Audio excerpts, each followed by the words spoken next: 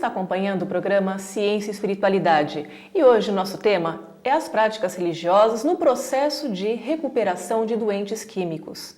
Bom, Zilá, você participou aqui em São Paulo, fez pesquisas de campo em vários centros espíritas, comunidades espíritas, até para ter mais base, né, na resposta das conclusões do seu doutorado, né? Onde você trabalhou e quais foram as suas conclusões, quais foram os seus achados no campo espírita? Olha, eu passei por diversos grupos espíritas aqui em São Paulo, cerca de 6 a 8, tá?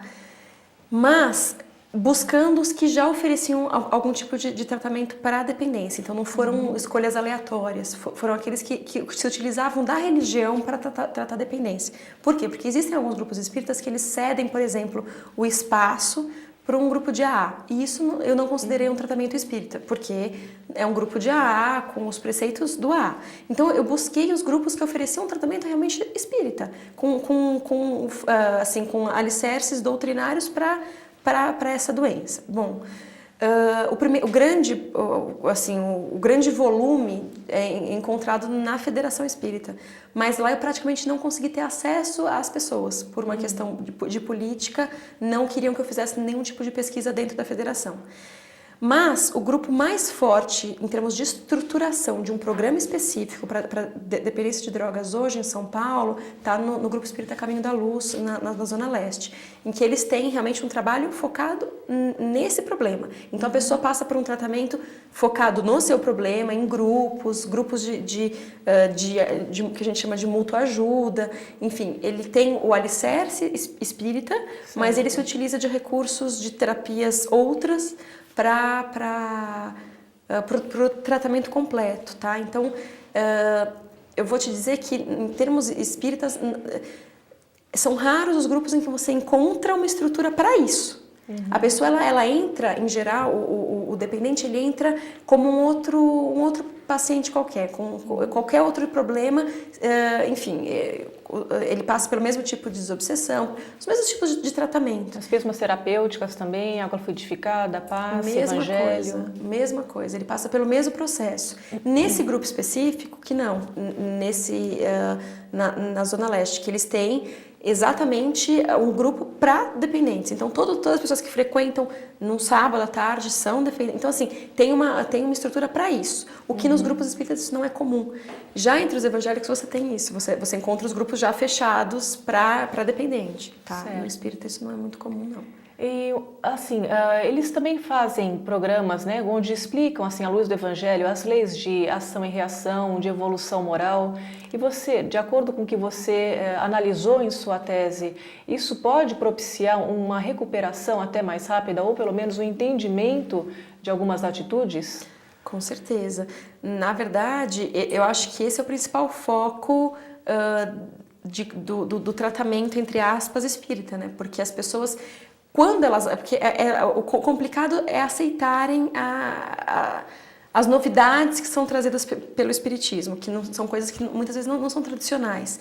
Então é complicado aceitar. A partir do momento que eles aceitam, eles se identificam com aquilo, o forte é exatamente isso. Poxa, olha, eu relato, né? Eu ouvi no Evangelho que eu fui, que de repente tudo isso que eu estou fazendo com o meu corpo agora, eu posso vir numa outra encarnação com um corpo com deficiência. E isso chocava. Então, imagina eu ter que reencarnar com problema. Então, assim, eram coisas que deixavam eles assustados e que por isso eles preferiam não continuar usando a droga. E isso é muito típico da doutrina espírita, né? A forma de pensar na questão da ação e reação em vidas futuras e tal. E da sua tese, né? Qual foi a conclusão que você tirou desse trabalho, das práticas religiosas? Olha, a principal conclusão é a presença desse tipo de intervenção, a existência desse tipo de intervenção no nosso universo médico. Então, por exemplo, os médicos recebem os pacientes que estão sendo tratados pela religião e muitas vezes não sabem o que fazer, assim, não querem nem tocar no assunto, tá? Então, a principal conclusão existe, está aí. As pessoas têm sucesso, então encontramos pessoas assim com 16 anos já sem utilizar a droga por estar vinculado a uma religião. Então, é um mecanismo de tratamento que tem sucesso, mas que agora, numa próxima etapa, a nossa ideia é tentar estudar quantitativamente quantas pessoas buscam essa religião e quantas realmente tem um sucesso no tratamento, que esse dado não existe ainda em lugar nenhum do mundo. A gente pensa em tentar avaliar isso também aqui em São Paulo. Aqui em São Paulo, bem interessante também, né? Bom, sei lá, então o nosso programa está chegando ao final, né? É uma pena, mas esse é um assunto muito interessante, né? A gente pode até afirmar que a partir da educação, né, religiosa, seja ela qualquer uma, né? Ela é um fator, né, de afastamento, né, do indivíduo à dependência química. Então, tá certo. Bom, Zila, muito obrigada pela sua presença aqui e contamos com você em uma próxima oportunidade também. Obrigada.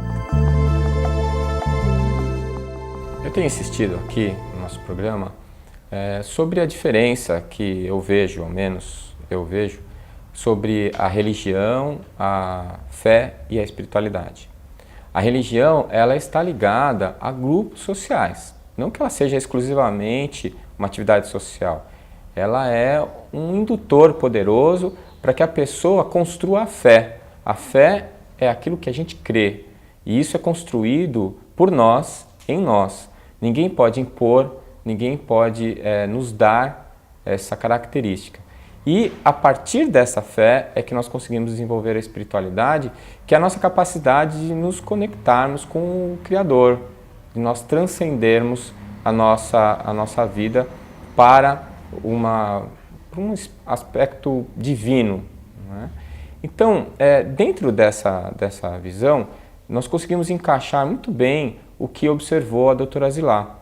Ou seja, cada religião, a partir das suas características, das características da sua doutrina, do seu sistema de crenças, acaba atuando, né, intervindo sobre os grupos que precisam de assistência. E no caso da drogadição, é uma das doenças complexas e de difícil tratamento, porque ela envolve, de uma maneira bastante intensa, vários aspectos da vida das pessoas. Os aspectos emocionais, sociais, principalmente. Então, nós vemos aqui, mais uma vez, como os grupos que se preocupam, não é, a partir da religiosidade, em construir um canal espiritual, uma espiritualidade, esses grupos eles acabam sendo saneadores para si mesmos e para as pessoas que se unem a eles. E aqui no Brasil a gente sabe como são importantes os trabalhos de católicos, de evangélicos e de espíritas tentando recuperar ou trazendo, né, para a doutrina ou para a religião específica as pessoas que estão em dificuldades, principalmente os dependentes de drogas.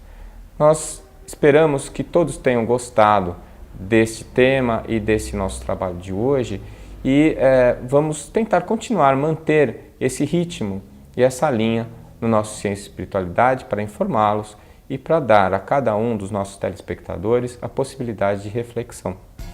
Até o nosso próximo programa.